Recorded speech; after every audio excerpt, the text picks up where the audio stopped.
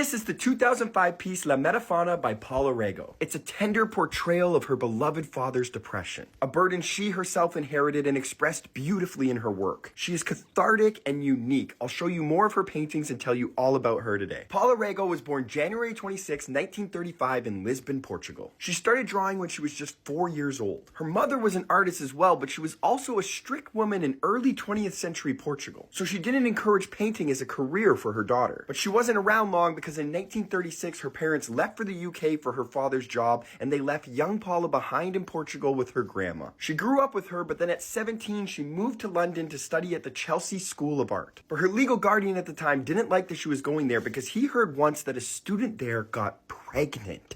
Yeah, pretty crazy, right?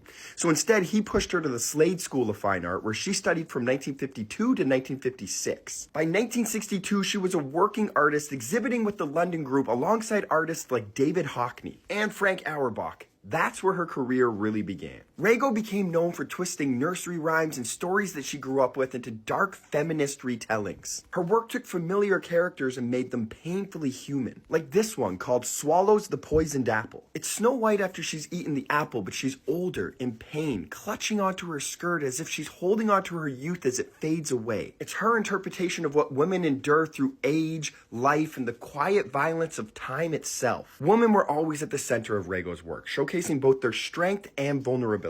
She didn't shy away from politics either. When Portugal voted against legalizing abortion in 1998, she responded with her abortion pastels. Raw, emotional images that weren't necessarily beautiful, but they were real. And they helped change minds. When Portugal voted again in 2007, abortion was legalized. She described her style as the beautiful grotesque, a world where beauty and violence, dream and nightmare all live together on the same canvas. In 1990, she became the first ever associate artist at London's National Gallery. And in 2021, Tate Britain gave her a full retrospective, celebrating a life of fierce, unflinching storytelling. And a year later in 2022, Paula Rego died at the age of 87. But she will always be remembered as somebody who turned fairy tales into weapons and woman's pain into power.